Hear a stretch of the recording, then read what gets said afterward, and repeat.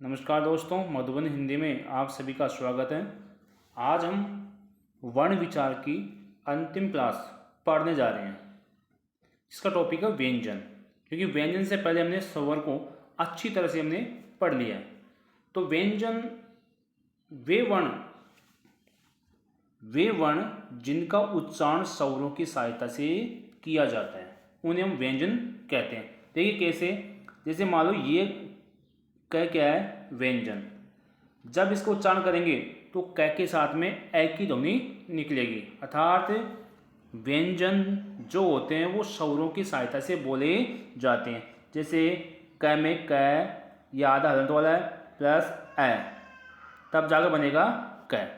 अर्थात व्यंजन का निर्माण स्वरों की सहायता से होता है।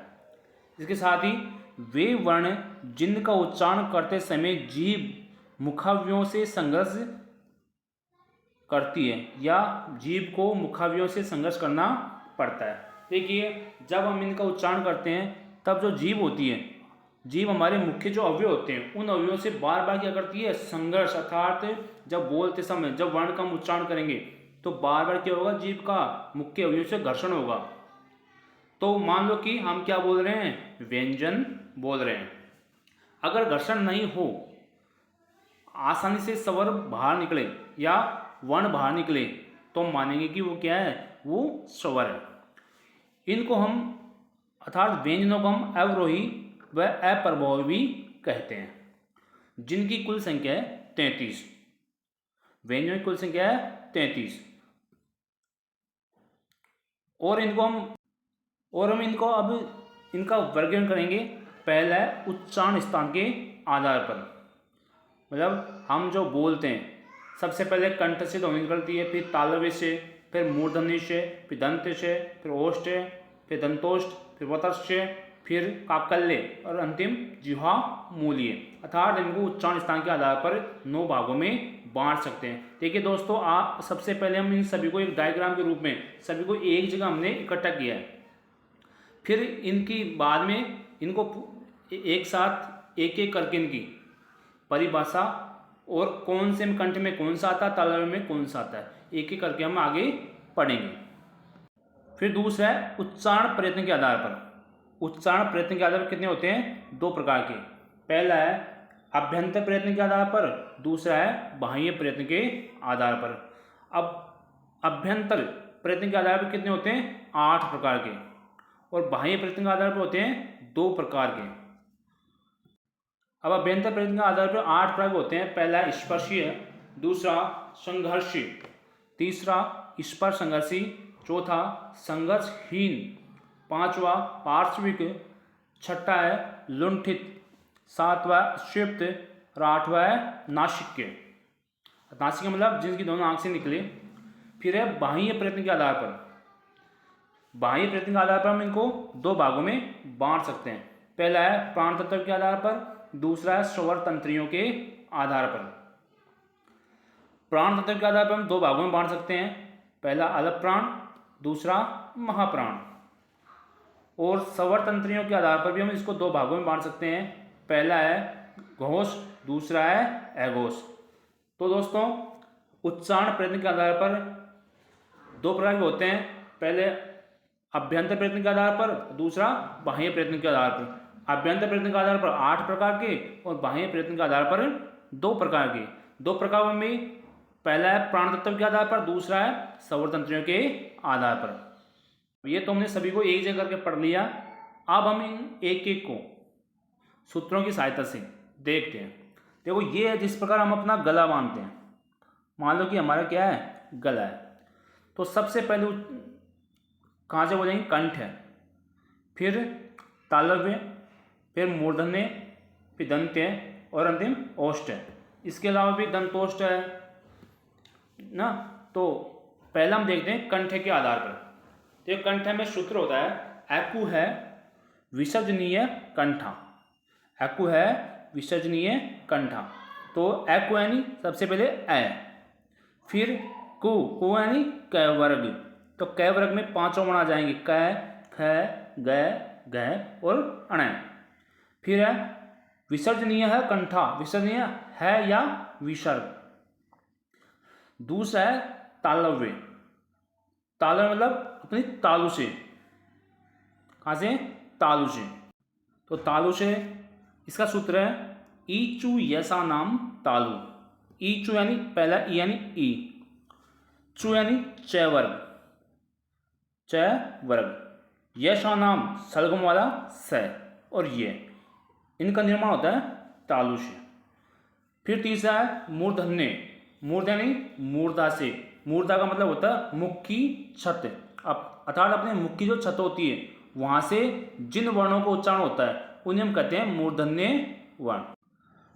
तो मूर्धन्य में इसका सूत्र होगा री टू रसाणाम मूर्धा। री यानी री, टू यानी ट वर्ग, और रै और षटकोण वाला स। जो ये वर्ण आएंगे, ये वर्ण किस में आएंगे, मूर्धा में, अर्थात इनका उच्चारण कहाँ से होता है, मूर्धा से। अर्थात जीभ मुख की छत से क्या करती है, स्पर्श करती है। फिर 4 नंबर पे आएगा दंत्य। दंत यानी दांतों की मदद से, अर्थात जिन वर्णों का उच्चारण दांतों की मदद से होता है उन्हें हम दंत्य वर्ण कहते हैं। इसका सूत्र है ऋतु लृ तु लसा नाम दंता। तो लृ यानी लृ, तु यानी तवर्ग, और स्लेट वाला श, इनका उच्चारण होता है दांतों से। फिर 5 होता है ओष्ठ। ओष्ठ यानी जिन वर्णों का उच्चारण होठों की मदद से होता था, जहां पर होठ चिपकते हैं और खुलते हैं। जब हम बोलते हैं या तो होठ गोल होंगे या फिर होल एक दूसरे से स्पर्श करेंगे। जैसे सूत्र इसका उपपदमानीय ओष्ठः। उपदमानीय ओष्ठा यानी इसमें आएगा उ, क्या आएगा, उ और पैवरक। जैसे बोलो पै, फै, बै, भै। तो यहाँ इसमें क्या होता है, अपने होठ दोनों क्या होते हैं, एक बार चिपकते हैं फिर दौड़ते हैं। और उ जब बोलेंगे तो होठ का आकार क्या हो जाएगा, गोल, क्या हो जाएगा, गोल। छठा है अब दंतोष्ठ। अब ये दंतोष्ठ में थोड़ी मिसिंग है यहाँ पे। दंतोष्ठ में क्या होता है कि इनमें होठ और दांत की वजह से इनका उच्चारण होता है। किनकी वजह से, होठ और दांत की वजह से इनका उच्चारण होता है। जैसे सूत्र है वकारस्य दंतोष्ठ, क्या आएगा, वकारस्य दंतोष्ठ। तो इसमें वकारस्य यानी व जो वर्ण होगा वो इसका उच्चारण कहाँ से होगा, दांत और होठ की मदद से। किसकी वजह से, दांत और होठ की मदद से इसका उच्चारण होगा। फिर आता है वत्स्य। इसमें यह होती है मसूंडी से जीभ स्पर्श करती है। इसमें क्या होता है, जो मुंह का जो मसूंडी होते हैं उससे क्या होता है, जीभ का स्पर्श होता है। तो इसमें आएंगे न, र, स, ज, ल। अब देखिए ये ऑप्शन के आधार पर डिपेंड करेगा, इसके आधार पर, ऑप्शन के आधार पर। अगर ये जो वर्ण है या तो अपने वर्ग में आएंगे भाई, जो भी जिसका वर्ग का है उस वर्ग में आएंगे। अगर वर्ग का ऑप्शन नहीं आए तो क्या क्या आएगा फिर, वत्स्य। तो इसमें ये आएंगे। या तो अगर हम परीक्षा देते हैं तो उस समय या ऑप्शन में या तो वत्स्य आ जाएगा, तो ये होंगे।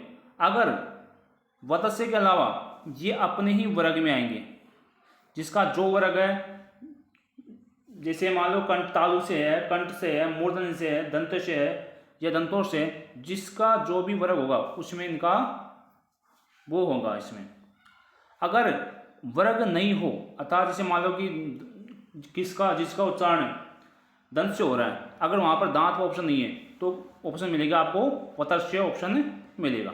तो उसके आधार पर हम इसको कर सकते हैं। फिर 8वां है काकल्य। काकल्य यानी कंठ के नीचे स्थित काकल नामक भाग से, कंठ के नीचे स्थित काकल नामक भाग से। अब ये ओनली हिंदी में प्रयोग होता है। उदाहरण है, इसको संस्कृत में क्या कहते हैं, कंठ से। भाई अगर हम काकल्य ध्वनि होगी वो हिंदी में काकल्य कहलाएगी, और जो ध्वनि कौन सी निकलेगी, है की, वो संस्कृत में किसकी कहलाएगी, कंठ की। जिसे हमने पढ़ा ना, अकुर है, विसर्जनीय है, कंठ है, पढ़ा ना सबसे शुरुआत में कंठ से, तो सब वो है संस्कृत की। तो अगर काकल्य वर्ण है आए तो ये है काकल्य वर्ण किस में होता है, केवल हिंदी में, और इसको संस्कृत में क्या कहते हैं, कंठ से। फिर अंतिम है 9वां जिह्वा मूलीय। तो जीवा मतलब जीभ के मूल पिछले भाग से, जिसको हम फारसी शब्द भी कहते हैं नुक्ता वाले, जैसे क, ख, ग, ज, फ और व, ये सब क्या है नुक्ता वाले, अर्थात सबके जैसे मान लो ये क है, क के नीचे बिंदी, ख के नीचे बिंदी, ये है सब नुक्ता वाले या फारसी भाषा के शब्द। तो इनका उच्चारण कहाँ से होता है? जीभ के मूल पिछले भाग से इनका उच्चारण होता है। अब दूसरा आ रहा है उच्चारण प्रयत्न के आधार पर, पहले हमने पढ़ लिया। दूसरा है अपना आ रहा है दूसरा उच्चारण प्रयत्न के आधार पर। अब उच्चारण प्रयत्न के आधार पर कितने होते हैं? दो प्रकार के होते हैं। हमने पहले पढ़े थे उच्चारण प्रयत्न के आधार पर कितने होते हैं? दो प्रकार के होते हैं। इसमें पहला पढ़ा था हमने अभ्यंतर प्रयत्न के आधार पर, दूसरा था बाह्य प्रयत्न के आधार पर। तो हम पहले अब पढ़ रहे हैं अभ्यंतर प्रयत्न के आधार पर। देखो अभ्यंतर प्रयत्न के आधार पर कितने होते हैं? 8। तो अभ्यंतर क्या होता है? हम किसी वर्ण का उच्चारण करते हैं, अंदर अंदर क्या करते हैं? उसका प्रयास करते हैं, उच्चारण करने अंदर अंदर प्रयास करते हैं, वो होता है अभ्यंतर प्रयत्न। इसमें पहला है स्पर्श व्यंजन। तो जिनके उच्चारण पर जीभ मुखावयों को स्पर्श करती है उन्हें स्पर्श व्यंजन कहते हैं। भाई जिनके उच्चारण पर जो जीभ होती है अपने मुख के जो अवयव होते हैं उनको क्या करती है? स्पर्श करती है, और स्पर्श करती हुई आगे बढ़ती है, तो उन्हें हम कहते हैं स्पर्श व्यंजन। इनकी कुल संख्या होती है 25। अब देखो 25 या तो कैसे लेकर मत तक, या फिर अगर हम देखें तो 5 वर्ग, क का वर्ग, च का वर्ग, ट का वर्ग, त का वर्ग और प का वर्ग। अब 5 वर्ग हम कितने हो जाएंगे? 25 वर्ण हो जाएंगे। फिर दूसरा है संघर्षी व्यंजन। देखो संघर्षी व्यंजन को हम ऊष्म या शुष्क भी कहते हैं। क्या कहते हैं? ऊष्म या शुष्क भी कहते हैं। देखिए वे वर्ण जिनके उच्चारण में जीभ के मुखावयों से संघर्ष करना पड़ता है। अब देखो जिन वर्णों के उच्चारण में जो अपनी जो जीभ होती है वो अपने मुख्य अवयव, मुख के जो अवयव होते हैं उनसे क्या करना पड़ता है? उसको संघर्ष करना पड़ता है, उन्हें हम संघर्षी व्यंजन कहते हैं। जैसे श, श, श, है, अर्थात जब ये वर्ण बोलेंगे तो अपना जो जीभ होती है उनके जो अवयव उनको घर्षण हो संघर्ष करना पड़ता है। फिर तीसरा है स्पर्श संघर्षी व्यंजन। तो जिनके उच्चारण में जीभ स्पर्श व संघर्ष दोनों करती है। क्या करती है? जिनके उच्चारण में जीभ स्पर्श भी करती है और संघर्ष भी करती है। अगर आपने पहले सबसे पहले हमने स्पर्श व्यंजन पढ़े थे उसमें 5 वर्ग पढ़े थे, 5 वर्ग पढ़े ना, उसमें दूसरा जो च वाला वर्ग है तो किस में आएगा? स्पर्श में आएगा ना भाई। ये 5 वर्ग आएगा किस में? स्पर्श में। और साथ के साथ जब इनको बोलते हैं तो अपनी जो जीभ है ना जो संघर्ष करती है तो ये क्या कहलाएंगे? संघर्षी भी कहलाएंगे। तो दोनों मिलकर क्या अपने एक तो स्पर्श करती है तो स्पर्श, और संघर्ष करती है संघर्ष, तो क्या कहलाएंगे? स्पर्श संघर्षी व्यंजन।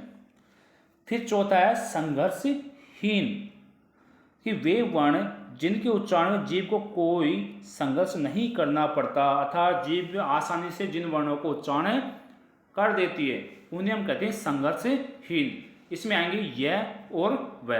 देखिए हम बोल के देखो यह और वह बोलेंगे तो हम ना तो गले में घर्षण होगा ना कोई संघर्ष की स्थिति पैदा होगी, तो वह कहलाएंगे संघर्षहीन। 5 है पार्श्विक व्यंजन।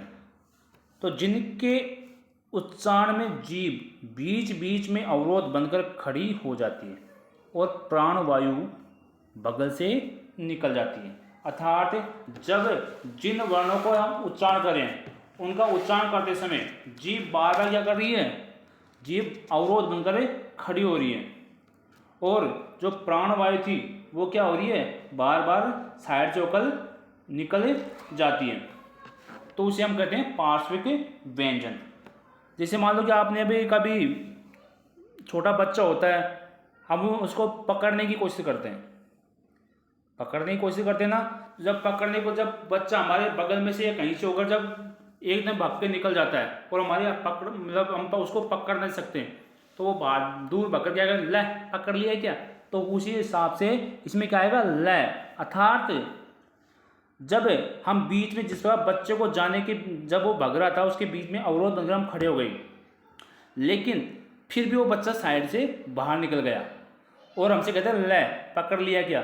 उसी प्रकार जब हम इनका उच्चारण करते हैं तो हमारी जीभ क्या होती है, बीच में खड़ी हो जाती है, लेकिन जब ये प्राणवायु साइड से होकर बाहर निकल जाती है तो उच्चारण होता है लय का।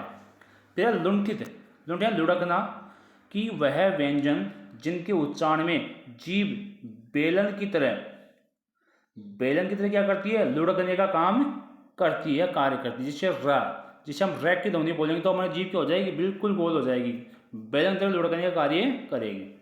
फिर है नासिके। नासिके में जिन वर्णों को उच्चारण नाक की मदद से होता है, अर्थात जिन वर्णों को जब हम उच्चारण करते हैं तो ध्वनि नाक से निकलती है, और ये नासिक के जो व्यंजन है ये स्पर्श व्यंजन भी होते हैं, क्योंकि पांचों वर्गों की 5 व्यंजन हैं। तो अण, अण, न, न और मैं, ये चारों क्या है, नासिक के। फिर उत्क्षिप्त व्यंजन। अब उत्क्षिप्त का सामान्य अर्थ क्या होता है, फेंकना। क्या होता है सामान्य अर्थ, फेंकना।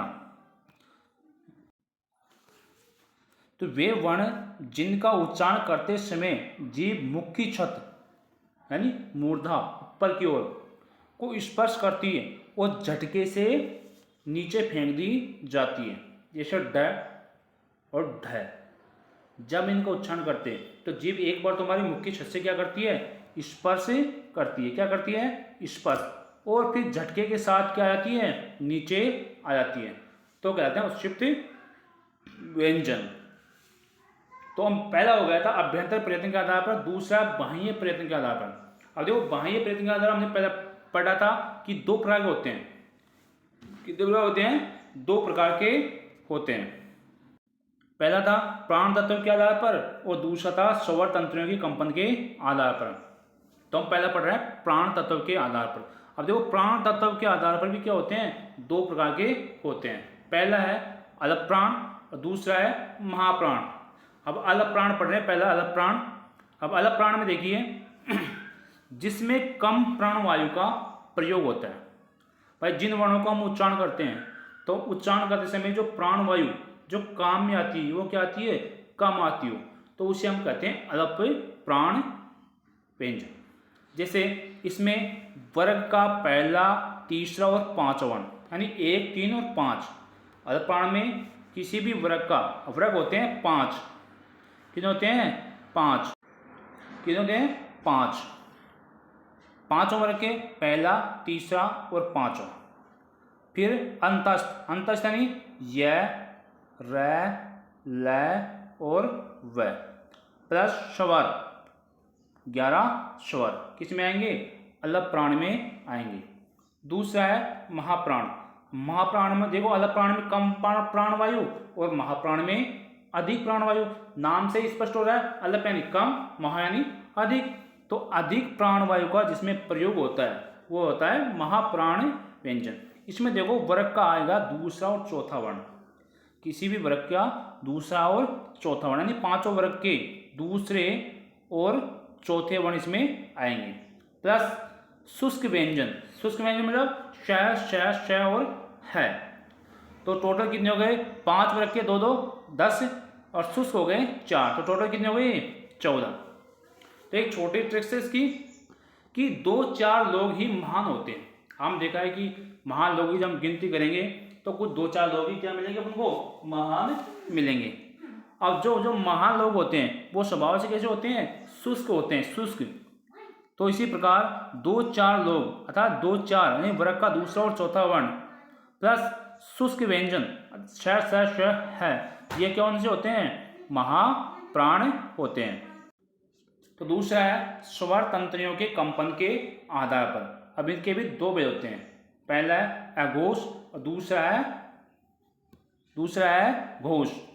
पहला है अघोष, दूसरा है घोष।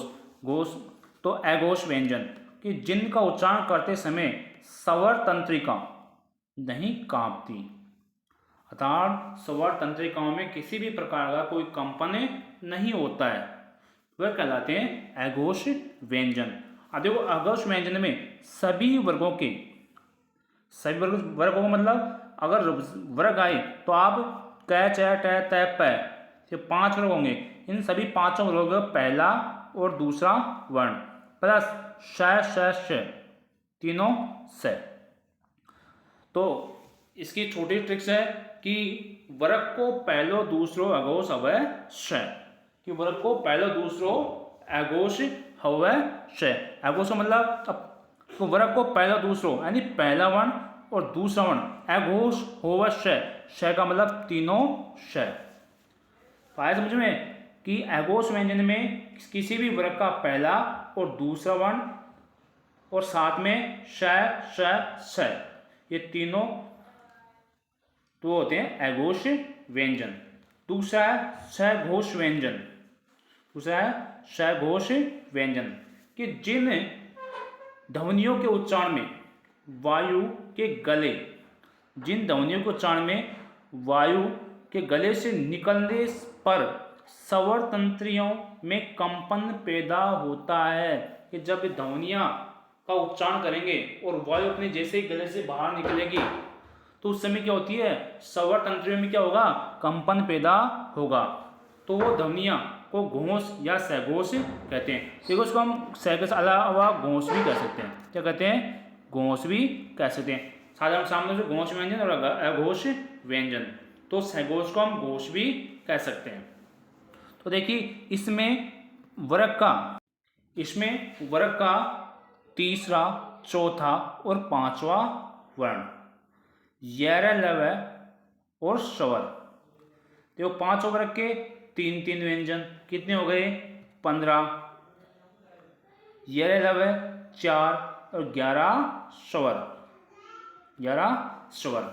तो इसमें आता है किसी भी वर्ग का तीसरा, चौथा और पांचवा वर्ण यह लव प्लस सभी स्वर, वो आते हैं घोष या सघोष व्यंजन में। नोट देख लिए कि अगर सामान्य रूप से आप देखें तो सभी स्वर क्या होते हैं, घोष होते हैं। क्या होते हैं, घोष। साथ में वो अलप्राण भी होते हैं, कि सभी स्वर घोष और अलप्राण होते हैं। आया समझ में?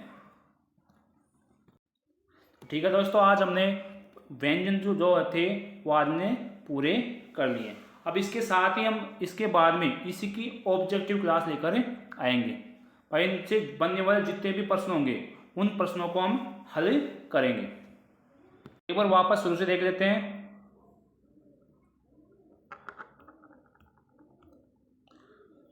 व्यंजन की परिभाषा, व्यंजनों की संख्या 33। उच्चारण के स्थान के आधार पर 9 प्रकार के, उच्चारण प्रयत्न के आधार पर 2 प्रकार के, अभ्यंतर प्रयत्न और बाह्य प्रयत्न। अभ्यंतर प्रयत्न 8 प्रकार के, बाह्य प्रयत्न 2 प्रकार के, दोनों के 2 प्रकार होते हैं। और बाकी एक कंठ, तालव, मूर्धन्य दंत, ओष्ठ, दंतोष्ठ, कंठोष्ठ, इन सभी को हमने पढ़ लिया है आसानी से। अगर आप देखिए तो जैसे मान लो कि आगे बढ़ जाए उसको आप यूज़ करके देख लिया करो, इसके स्क्रीनशॉट ले लिया करो, जो भी है आसानी से अच्छे नोट्स बनाओ। और सभी प्रकार की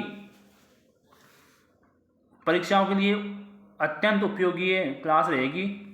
अगर किसी प्रकार की कोई खामी आपको दिखती है तो कमेंट कर ज़रूर बताएं और क्लास को लाइक एंड शेयर ज़रूर करें।